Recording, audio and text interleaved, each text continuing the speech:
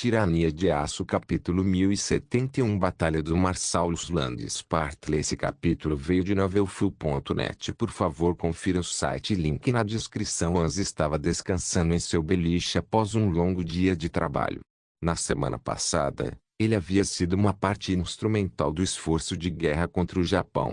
Até agora, ele havia abatido um total de 50 aeronaves japonesas e era considerado o principal as de caça da Alemanha. Após sua vitória inicial, a tripulação do SMS Osterreich pintou o avião de Hans de carmesim, com a parte dianteira do avião sendo pintada em um padrão xadrez branco e preto, junto com uma hélice espiral correspondente. Obviamente, o padrão não foi projetado para se misturar com a paisagem sobre a qual Hans sobrevoou e, em vez disso, foi uma declaração sobre sua identidade como o maior piloto de caça do mundo. A luta foi intensa na primeira semana, pois as forças japonesas vieram das Filipinas em maior número para contestar a invasão alemã de Bornéu. Hans já havia perdido 5 membros de seu esquadrão para os caças japoneses, abatido sobre o Bornéu, e nunca mais se recuperou. Era incerto se eles eram Kiyomiya, mas sua perda teve um efeito perceptível no porta-aviões, cujos alojamentos do piloto foram derrubados por 5 homens. Aiwiri sobreviveu milagrosamente, apesar de sua pilotagem imprudente, e continuou a voar como a ala de Hans. Ele próprio havia marcado algumas mortes, o suficiente para se tornar um as por mérito próprio, mas comparado a Hans, sua glória ficou aquém. No entanto, antes que o 6º Grupo de Ataque de Porta-Aviões pudesse cumprir plenamente suas funções, eles receberam ordens de fazer as malas e embarcar em direção às ilhas intermediárias em uma tentativa de se reagrupar com os grupos de ataque do 8º e 10º Porta-Aviões. A razão para isso era óbvia: um grande grupo de batalha de navios de guerra japoneses, que eram aproximadamente o dobro do número do 6º CSG, foi localizado em uma perseguição feroz à frota alemã. No entanto, Hans ainda se sentia um pouco insatisfeito com o fato de que ele e seus companheiros estavam agora essencialmente correndo com o rabo entre as pernas. Por mais que o menino quisesse descansar, ele estava mais preocupado em sair e fazer seu trabalho. Assim, ele esperou pacientemente enquanto a noite passava, entrando e saindo do sono, antes de olhar para o despertador para verificar a hora. Por dias, Hans suportou tal existência enquanto a guerra continuava em Bornéu e na Coreia, com mais baixas se acumulando a cada dia. Ele sentiu que era seu dever jurado ajudar os homens no terreno, eliminando as forças aéreas do inimigo. No entanto, agora que eles estavam tão longe no mar, não havia realmente nada que ele pudesse fazer. Depois de quase 2 semanas no mar, o grupo Sixth Carrier Strike encontrou-se fora das Ilhas Marshall, que ainda estavam um pouco mais longe de seu destino final. No entanto, o 8º CSG localizado, que normalmente ficava estacionado na Austrália, junto com o 10º CSH, que geralmente ficava no Havaí, não estava longe e, portanto, apesar de suas ordens para continuar para Midway, o almirante Nolte Schreiber decidiu enfrentar o inimigo. A sirene interrompeu o estado semi-adormecido de Hans pouco antes do raiar do dia. Com isso, toda a tripulação do porta-aviões se vestiu de uniforme e se posicionou em preparação para a batalha que se aproximava. Depois de vestir seu uniforme de piloto, Hans correu para a sala de reunião, onde seu comandante de ala se reuniu para fazer um discurso aos pilotos que estariam correndo mais riscos naquele dia. Muito bem, homens, a qualquer momento, uma batalha acontecerá entre nossa frota e a armada japonesa. Felizmente para todos nós, temos 37 dos melhores malditos pilotos que este mundo tem a oferecer. Tenente Hans, quero que você conduza nossos caças para engajar os hidroaviões inimigos. Quanto aos Tucas, eu assumirei o comando. Lembre-se, você deve ficar a uma distância aceitável e lançar seus torpedos nos navios inimigos. Essas mesmas embarcações terão extensas capacidades antiaéreas, então não se matem.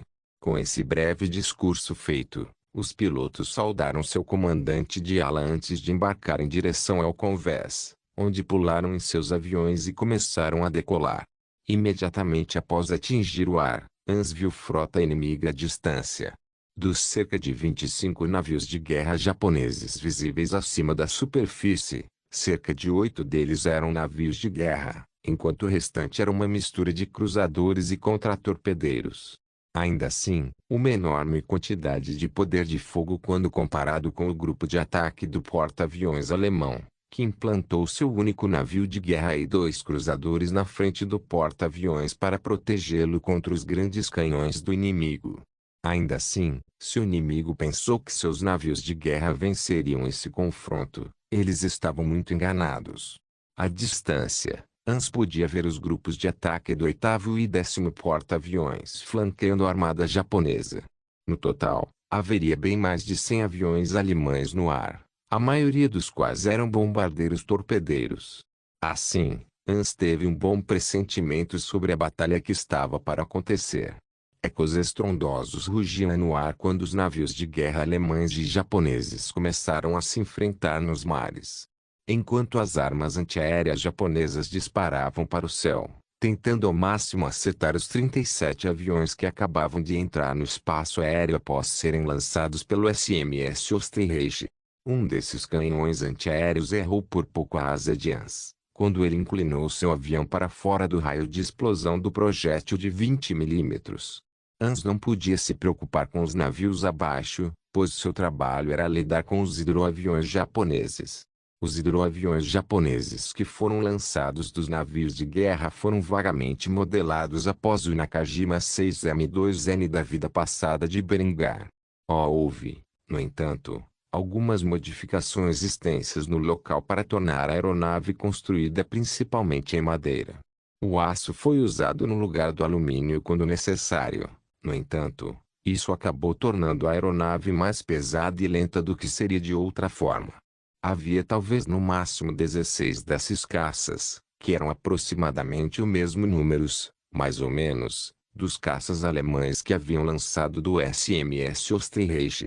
Quanto ao resto dos aviões de guerra anexados aos outros CSGs, eles ainda não foram lançados de seus respectivos porta-aviões. Sabendo que agora era fazer ou morrer, Hans começou a ganhar altitude, certificando-se de que poderia obter vantagem sobre os caças inimigos, que não foram projetados para chegar nem perto do Ta-152 alemão. No entanto, ele poderia adivinhar que a visão do lendário avião de guerra Carmesim foi o suficiente para instalar uma sensação de pavor nos outros pilotos. Ele estava certo ao assumir isso, pois no momento em que os pilotos japoneses testemunharam seu avião perceptível, todos começaram a persegui-lo, nenhum deles prestando atenção aos outros pilotos alemães. Dando voltas no ar, Hans usou sua velocidade e altitude superiores para ficar atrás dos hidroaviões da inveja, onde abriu fogo contra seu primeiro alvo. Os canhões automáticos de 30 milímetros a bordo de seu avião arrancaram impiedosamente a cauda do hidroavião japonês, enviando-o em espiral para o oceano, onde caiu na superfície azul profunda. Enquanto ele enfrentava outro avião, o restante dos pilotos alemães começou a escolher seus próprios alvos e a lutar no ar. Como os dois lados eram aproximadamente iguais em números, Hans decidiu dar um pouco de encorajamento a seus camaradas enquanto falava pelo rádio para eles. Se algum de vocês, filhos da puta, conseguir levar um tiro sem matar um único inimigo, vou mijar em seus túmulos. Hans sabia que os outros pilotos estavam rindo em suas cabines, mesmo que não falassem pelo rádio. Ele então desceu e atirou em outro hidroavião japonês que estava prestes a disparar seus canhões automáticos de 20 milímetros na parte traseira de Airi. Quem estava à sua maneira imprudente perseguindo outro avião japonês à sua frente. Naturalmente, Hans sentiu a necessidade de repreender seu colega piloto, o que ele fez rapidamente depois de se soltar da cauda do homem e perseguir outro caça. O que eu acabei de dizer, porra? Hans podia ouvir a voz descontrolada no rádio, desculpando-se por não ter assistido seus Cs corretamente. Desculpe, chefe, você sabe como eu fico com minha visão de túnel. No entanto, Hans não queria ouvir. Em vez disso, com o canto do olho viu Airi disparar um dos motores de seu alvo, que estava rapidamente caindo em espiral em direção à superfície do oceano. No entanto, ele notou algo peculiar. O piloto japonês não havia ejetado e, em vez disso, apontava seu avião para a superfície do SMS Osterreich. Isso fez com que Hans amaldiçoasse em voz alta enquanto mergulhava o mais rápido que podia para interceptar o avião inimigo antes que pudesse causar sérios danos ao porta-aviões. Porra! Hans começou a contar os segundos até que o avião inimigo colidisse com o convés do porta-aviões enquanto ele mergulhava na direção oposta. Felizmente para ele, seu avião era substancialmente mais rápido e, portanto, ele não apenas conseguiu diminuir a distância, mas também ultrapassou o outro piloto, onde quase atingiu a superfície do oceano antes de puxar seu manche e disparar em direção ao ventre do hidroavião japonês. No momento em que as duas aeronaves estavam prestes a colidir no ar, Hans desviou para o lado e disparou seus canhões automáticos. Ao fazer isso, ele explodiu a asa do hidroavião, fazendo com que sua trajetória desviasse do curso. Por fim, o SMS Osterreich e caiu na superfície da água, onde o avião e seu piloto se desintegraram com o impacto. Vendo como ele havia acabado de salvar um porta-aviões alemão do naufrágio, Hans esperava uma cruz de cavaleiro por tal feito, e ele se certificaria de que Aoiri plantasse a ideia no cérebro do comandante da ala. Assim, enquanto Hans e seus companheiros pilotos de caça aniquilaram totalmente os hidroaviões japoneses, as duas frotas estavam engajadas em uma exibição assustadora de poder de fogo. Tirania de Aço Capítulo 1072 Batalha do Marsalis Landes Parte 2 Enquanto Hans e seus companheiros pilotos lutavam nos céus acima da superfície do oceano, os navios de guerra alemães continuaram a descarregar seus canhões de grande calibre na frota japonesa. No entanto, ficou bastante claro que o Kriegsmarine estava em desvantagem numérica.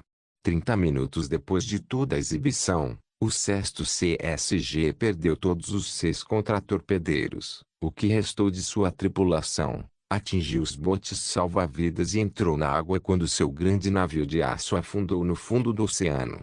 No entanto, nem tudo foi divertido para a armada japonesa, já que o encouraçado e os cruzadores alemães focaram seu fogo na frota inimiga. Nesses 30 minutos, os japoneses perderam um total de 2 encouraçados, 4 cruzadores e 6 contratorpedeiros.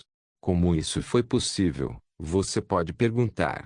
Bem, para começar, os encouraçados alemães tinham uma precisão muito superior aos japoneses. A razão para isso eram os computadores de bordo, que eram usados para fazer os cálculos necessários para disparar um tiro preciso. A segunda razão pela qual tantos navios japoneses foram afundados por um único grupo de ataque de porta-aviões foi por causa dos A-30 bombardeiros torpedeiros que subiram ao céu e fizeram o possível para lançar suas cargas de uma maneira que atingisse seus alvos com precisão. E enquanto a japonesa havia eliminado cerca de metade desses aviões, com a maioria de seus pilotos sendo ejetados, torpedos suficientes atingiram os navios de guerra japoneses para causar danos significativos à sua armada. O eco dos canhões navais rugiu pelos oceanos enquanto o almirante Nordschreiber olhava pela ponte de comando de seu porta-aviões em direção ao oceano distante, onde podia distinguir as formas de seus reforços. Já se passaram 30 minutos e tudo o que ele precisava fazer era aguentar mais 15 antes que o 8º e o 10º CSGs chegassem para apoiá-lo. Ele olhou para cima através de seus binóculos e viu algo aterrorizante. Um hidroavião japonês estava indo direto para o convés do porta-aviões. Não havia como saber quanto dano tal coisa causaria se atingisse a nave. Ele foi rápido em gritar seus comandos enquanto seu coração quase explodia de medo. Prepare-se para a colisão. No entanto, quando o avião japonês estava prestes a cair no convés do porta-aviões, um avião carmesim surgiu do nada e disparou contra a asa do inimigo, fazendo-o desviar do curso e cair na superfície da água. Por mais respeitável e digno que o almirante fosse, ele não conseguiu dar uma gargalhada histérica ao ver o príncipe carmesim realizar uma façanha de quebrar a mente. Puta merda! Aquele pequeno bastardo acabou de salvar todos nós. Demorou alguns segundos para o almirante perceber que acabara de chamar de bastardo o filho mais velho e amado do Kaiser, o que o fez cobrir rapidamente a boca e olhar em volta para ver se mais alguém o havia ouvido. Felizmente, ninguém parecia ter feito isso ou, pelo menos, eles estavam sendo educados o suficiente para fingir que não. No entanto, a alegria de ver o porta-aviões salvo acabou repentinamente, quando um cruzador alemão foi atingido no centro por um encouraçado japonês. A explosão abalou o cruzador, não o afundou completamente. No entanto, parecia ter devastado os motores da embarcação, pois imediatamente morreu na água. Os marinheiros alemães estavam abandonando rapidamente o navio, pois sabiam que era apenas uma questão de tempo até que outra barragem os afundasse completamente. Com apenas 2 navios restantes para proteger o porta-aviões, as coisas pareciam sombrias. No entanto, isso foi até que a nau capitânia japonesa foi atingida por trás por uma barragem completa do encouraçado alemão anexado ao 8º CSG. Todos os 20 canhões dispararam e atingiram com precisão a nau capitânia japonesa em toda a sua superfície, explodindo em pedacinhos antes mesmo de ter a chance de retaliar adequadamente. Com outro navio de guerra no jogo, junto com mais 2 cruzadores e mais 6 contratorpedeiros, parece que a frota alemã agora tinha uma chance de lutar contra a armada japonesa. Em breve, os A-30 torpedeiros adicionais subiram aos seus e começaram a trabalhar, fazendo o possível para evitar os canhões antiaéreos japoneses enquanto jogavam suas cargas na água. Por mais que os japoneses tentassem revidar, parecia que a cada segundo que passava, uma explosão balançava um de seus navios. Se era de um torpedo ou de um canhão naval, ninguém poderia dizer. Em outros 5 minutos, outro encouraçado japonês foi afundado, o que significa que o Japão havia efetivamente perdido metade de seus maiores navios de guerra. Pouco depois, outro cruzador japonês foi destruído. Foi só depois de perder tanto de sua armada, junto com a nau capitânia que abrigava o almirante de mais alto escalão, que a marinha japonesa percebeu que não iria vencer esta batalha. Rapidamente foi dada a ordem de retirada, mas a única saída era pelo vão onde o 10º CSG os esperava. É claro que os japoneses, que careciam de radares de longo alcance, não sabiam que haviam sido efetivamente cercados e, assim, fugiram da batalha, disparando o máximo de tiros que podiam contra os navios inimigos que começaram a persegui-los.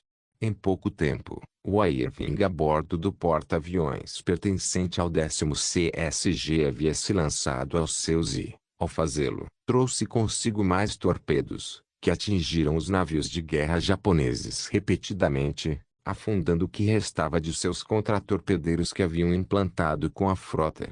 Agora, tudo o que restava eram 2 navios de guerra e um punhado de cruzadores, que, se os japoneses não pudessem escapar de seu cerco, logo afundariam nas ondas do oceano, assim como o resto de seus camaradas. A bordo de um dos 2 encouraçados japoneses restantes, o almirante relatava rapidamente o que estava acontecendo no continente japonês. Repito, caímos em uma armadilha. A frota alemã nos levou às Ilhas Marshall, onde havia outra frota à nossa espera. Perdemos a maior parte da armada e agora estamos recuando. Uma voz estridente irrompeu do outro lado da linha, que o almirante sabia pertencer à jovem imperatriz. Havia um tom muito pesado de raiva, junto com uma sensação avassaladora de pânico em seu tom. Como? Como você perdeu tantos navios? Enviei 8 navios de guerra com você. 8. Junto com cruzadores e contratorpedeiros suficientes para varrer os cerca de 10 navios que os alemães tinham. Explique-me como quase 2/3 da minha marinha é perdido. O almirante estava praticamente soluçando. Depois de receber tamanha chicotada verbal, na verdade não sabia como os alemães tinham tanto poder de fogo, só podia fazer suposições educadas, que ele se apressou em expressar. Não tenho certeza, mas seus encouraçados e cruzadores são precisos demais. Cada tiro que eles dispararam atingiu um de nossos navios, enquanto até mesmo nossos artilheiros mais experientes erraram uma boa parte deles. Depois, havia os aviões. Pensávamos que eram meros bombardeiros de mergulho, como vimos em Bornéu e na Coreia, mas estavam equipados com torpedos. Não importa quantos de nossos A sejam mortos, eles continuam vindo e vindo. E, finalmente, acho que existem alguns submarinos abaixo da superfície. Mas eles nunca apareceram, então não posso dizer com certeza. Oh meu Deus, o que é no entanto? As comunicações pararam aí, pois o encouraçado japonês foi atingido por outros 20 canhões pertencentes ao seu homólogo, que estava ligado ao 10º CSG, que finalmente se brilhou. Depois de ser cercada por 3 grupos de ataque de porta-aviões alemães, a armada japonesa, composta por 2/3 de toda a marinha japonesa, foi completamente afundada sob a superfície do Pacífico. Aqueles que sobreviveram à provação foram levados a bordo dos navios alemães e capturados como prisioneiros de guerra, onde seriam tratados com a maior humanidade por seus captores alemães. A Batalha das Ilhas Marshall alcançou o que os americanos haviam exibido em Midway durante a vida passada de Berengar e Tami. Prova de que o navio de guerra estava efetivamente obsoleto e que o grupo de ataque do porta-aviões havia se tornado a base para todas as táticas navais modernas. Tirania de Aço capítulo 1073. Depois que a batalha terminou e a armada japonesa foi afundada, os alemães passaram as próximas horas resgatando tantos homens quanto possível do Oceano Pacífico. Quer fossem marinheiros japoneses ou alemães, os que estavam a bordo dos navios da Kriegsmarine fizeram tudo o que puderam para salvar os homens cujos navios haviam afundado. Enquanto isso, de volta à cidade de Kufstein, a sala de guerra de Berengar estava iluminada com comemorações. Todos ficaram extremamente felizes com os resultados da batalha, todos exceto um. O próprio Kaiser lamentava a perda não apenas de seus navios de guerra, mas também de seus marinheiros que morreram durante a batalha. As baixas dessa guerra aumentavam rapidamente a cada dia. Vários milhares de marinheiros perderam suas vidas na Batalha das Ilhas Marshall, enquanto ainda mais foram mortos durante as guerras terrestres de Bornéu e da Coreia. Entre 10 a 20 mil alemães morreram até agora nesta guerra, e Berengar estava longe de ficar satisfeito com o resultado. Adelbrand notou sua expressão sombria e se aproximou dele com uma bebida forte na mão. Eu sei o que você está pensando, mas você deveria estar comemorando. É verdade que perdemos vários navios de guerra, mas foi menos do que esperávamos e, ao mesmo tempo, eliminamos 2/3 da Marinha Imperial Japonesa. Durante uma única batalha, os cruzadores e contratorpedeiros que foram afundados podem ser instantaneamente substituídos pelos antigos cruzadores de batalha da classe Henrietta e os contratorpedeiros da classe Adela que já estão no Pacífico acumulando poeira enquanto falamos. Acontece que as matilhas de lobo são muito mais eficazes em invadir navios japoneses do que prevíamos. Portanto, esses navios de guerra antigos não são mais necessários para essa função. Fica claro a partir desse engajamento que os japoneses subestimaram enormemente nossas forças navais.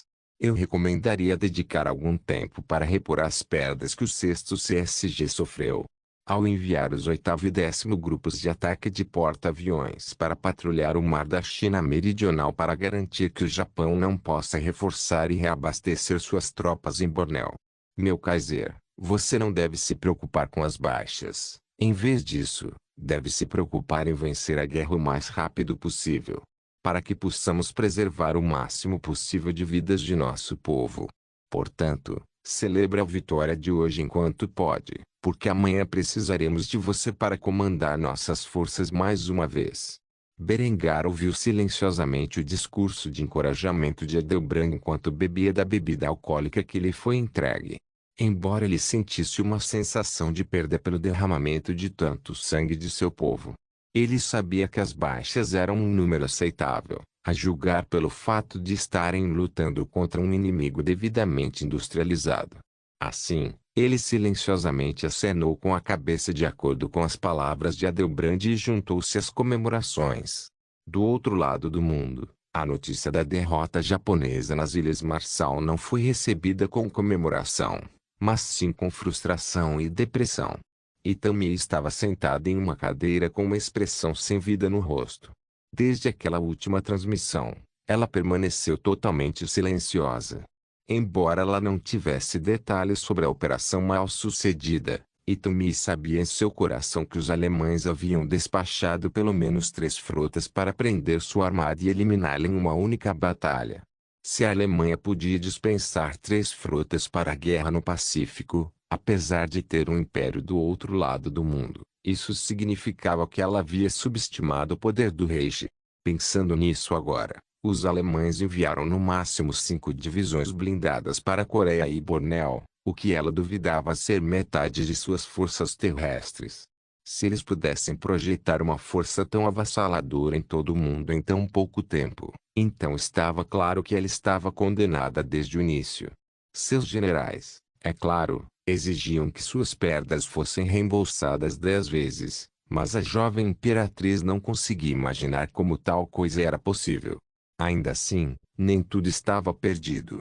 O exército imperial japonês em Bornéu e na Coreia continuou a oferecer uma resistência feroz, e se ela pudesse fazer os alemães sangrarem um pouco mais, eles poderiam estar dispostos a vir para a mesa de negociações. No entanto, a cada segundo que passava, Itami começou a acreditar que tal plano era totalmente ingênuo. Ainda assim, ela não podia se render completamente, pelo menos não agora. Assim, depois de quase 1 hora sentada silenciosamente em sua cadeira, ela finalmente se levantou e deu uma ordem ao oficial mais próximo. Quero uma nova frota construída o mais rápido possível. Faça o que for necessário para garantir que esta frota seja construída antes que os alemães ataquem nossa pátria. Não me importo se você tiver que trabalhar dia e noite em nossa classe camponesa até que eles caiam. Morto de exaustão. Devemos repor nossas perdas. Embora fosse verdade que o Japão já estava em processo de fabricação de uma frota de navios de guerra que estava prestes a ser concluída, sua indústria simplesmente não conseguia atender a demanda de criar 2 novas frotas ao mesmo tempo. Portanto, não foi surpresa quando um conselheiro rapidamente se aproximou de Itami com uma expressão sombria no rosto. Ele sabia que o seria repreendido pela imperatriz por lhe contar a verdade, mas se escondesse esse fato, sua punição seria muito mais severa. Assim, ele suspirou pesadamente antes de anunciar os problemas com esta ordem. Tenoe-sama, tal coisa vai nos custar pelo menos 6 trilhões de ienes. Quando Itami ouviu isso, ela pensou que talvez sua audição tivesse ficado prejudicada de repente. Ela olhou para a secretária que disse isso com seus olhos vermelhos sangue e cuidadosamente questionou o que ela tinha ouvido. Sinto muito, devo estar ouvindo coisas. Repita isso de novo. O homem não suportou o olhar ardente da mulher e, portanto, olhou para os pés enquanto repetia humildemente a estatística. Para construir uma segunda frota, nos custaria pelo menos 6 trilhões de ienes. Itami ficou atordoada em silêncio por vários momentos. Ela só podia esfregar as têmporas na tentativa de diminuir a dor de cabeça monumental que estava sentindo naquele momento. 6 trilhões de ienes. Desde quando custou 6 trilhões de ienes para construir uma nova frota? Ela foi rápida em perguntar sobre esse fato. Isso é 10 vezes o nosso orçamento nacional. Explique-me exatamente como vamos conseguir os fundos para construir esta nova frota, ou devemos apenas admitir a derrota aqui agora e permitir que os alemães entrem em nossa pátria sem a menor resistência? Ninguém na sala quis ajudar o secretário depois de ouvir a voz estridente de sua imperatriz ecoando por toda a sala de guerra. Por fim, o homem encontrou forças para falar sobre as medidas que o Departamento do Tesouro japonês estava tomando no momento. Tenoe-sama. O Departamento do Tesouro está atualmente fazendo hora extra, imprimindo dinheiro suficiente para apoiar o esforço de guerra. Dê-nos 2 semanas e teremos os 6 trilhões de ienes em mãos. Embora Itami não fosse a mais proficiente em economia, ela entendia isso simplesmente imprimindo dinheiro. Eles iriam criar um enorme problema de inflação. Isso seria desastroso para sua economia já em dificuldades, e ela foi forçada a expressar essa preocupação. Sua solução é apenas imprimir dinheiro e pagar nossos militares com papel inútil. A inflação já subiu mais de 100% no ano passado. Você quer que suba 1000%, ou talvez até 10.000%. Embora Itami já estivesse furiosa com sua economia cada vez mais instável, Ela estava mais preocupada com a guerra que estava travando no momento, que era contra um poder aparentemente invencível. Nesse momento, ela começou a se perguntar o quanto a economia alemã estava sofrendo, se é que estava. Se Tammy soubesse que os gastos anuais do Reich estavam em um superávit monumental em vez de um déficit, e sua inflação estava rigidamente controlada em saudáveis 2%, ela poderia simplesmente se render naquele momento e dar a Berengar uma ligação pessoal onde falaria as palavras Aneshimi-senpai para ele da maneira mais descarada possível. Mas Itami não sabia disso e, portanto, ela só podia suspirar e aceitar sua sorte na vida, ao aprovar uma medida que sabia não apenas ser desesperada, mas certamente seria catastrófica para a já difícil economia japonesa. Depois de afundar na cadeira em estado de depressão, ela de alguma forma conseguiu falar as palavras que nunca pensou que diria. Tudo bem. Apenas faça. Aqueça nossa economia, se é isso que significa resistir uma invasão alemã. Assim, enquanto a Alemanha desfrutava de um período de prosperidade, mesmo durante a guerra, o Japão entraria agora no estágio de hiperinflação que havia arruinado tantas grandes nações na história da humanidade. Tirania de Aço capítulo 1074. Quase um mês se passou, desde o início da guerra entre os impérios alemão e japonês, e as baixas foram altas em ambos os lados. Embora consideravelmente menos para o Reich. Até agora, o Império Alemão sofreu aproximadamente 25.000 baixas, a maioria das quais feridas ou desaparecidas em ação. Quanto aos mortos em ação, eles eram uma minoria na estatística. Os japoneses, entretanto, sofreram muito nessa época, com suas baixas sendo quase o dobro dos alemães, a maioria dos quais mortos em combate. Durante esse tempo, os alemães impediram completamente seus adversários japoneses de reforçar a ilha de Bornéu. Em vez de apressar o conflito na região, eles adotaram a estratégia de sentar e bombardear as forças inimigas por semanas a fio. Conhecendo os detalhes exatos das fortificações construídas na ilha, como os alemães foram os primeiros a construí-las, tratava-se apenas de bombardeio costeiro, de artilharia e aéreo. Berengar não sabia quantas munições convencionais e cluster foram lançadas sobre Bornéu nessa época, mas foram suficientes para mudar drasticamente a paisagem em certas partes da ilha.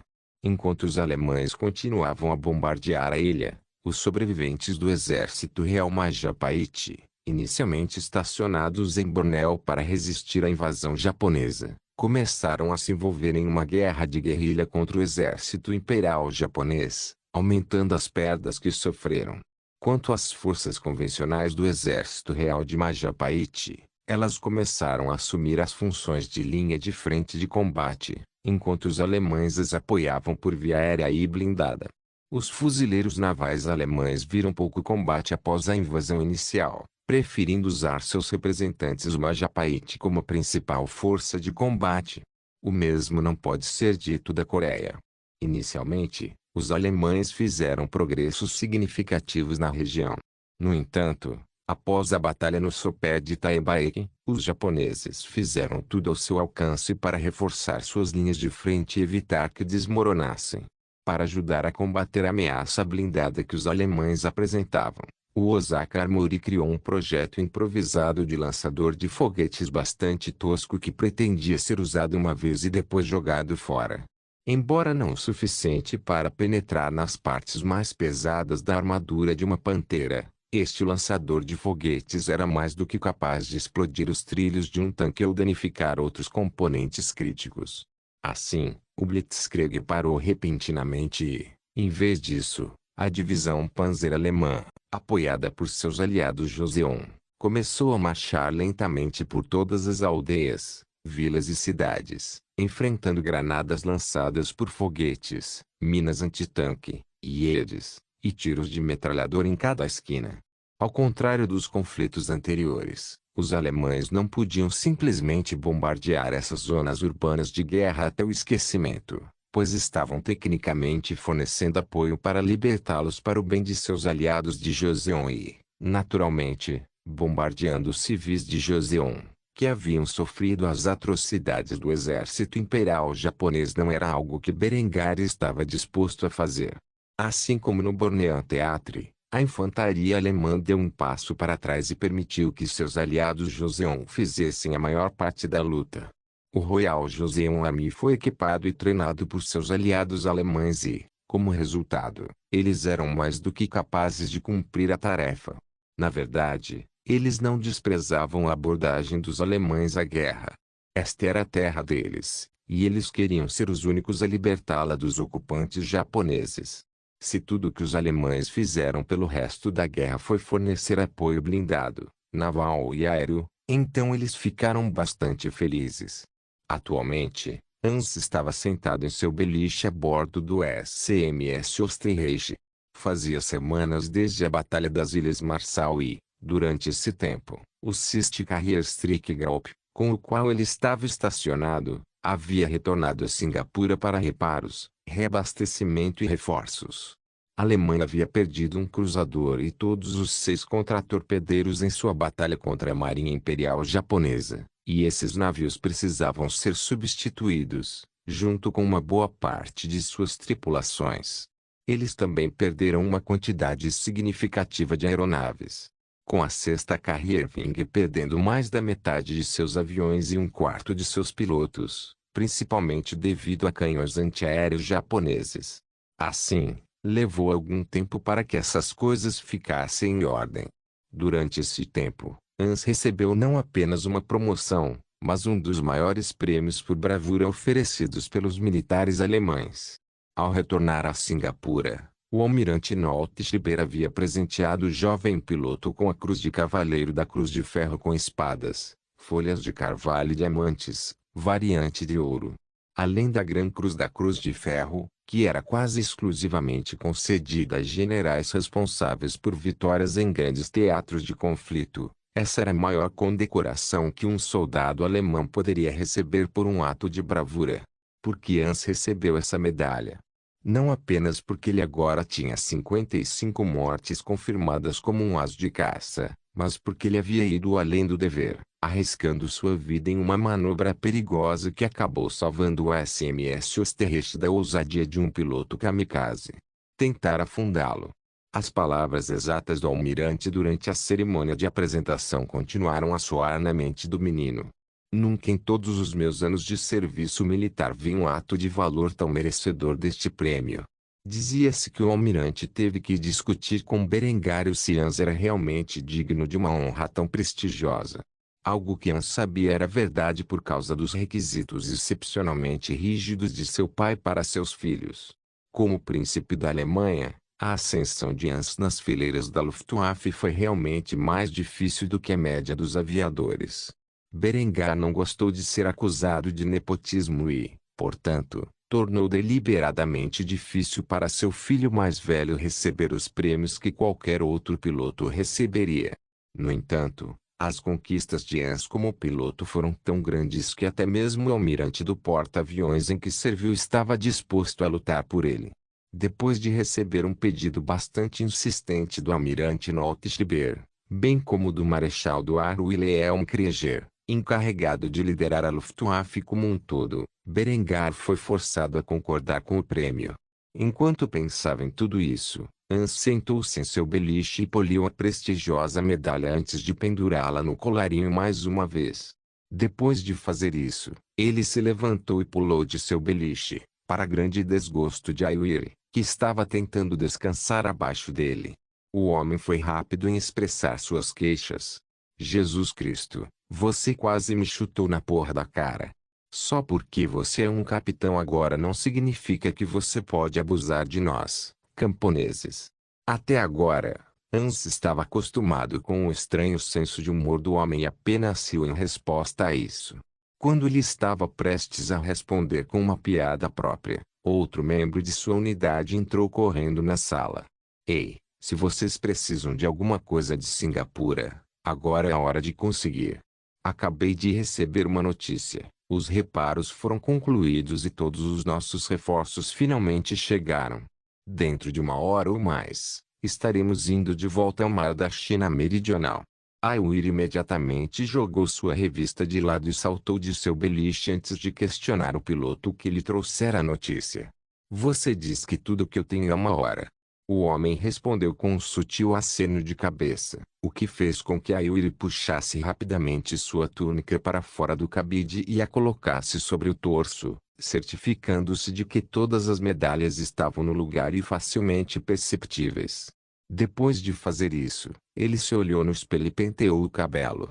Hans só podia zombar porque sabia exatamente para onde o homem estava indo, mas o outro piloto, que era recém-chegado por ser um dos substitutos para aqueles que haviam se perdido nas Ilhas Marshall, ficou confuso com isso e foi rápido para perguntar sobre o comportamento estranho do homem.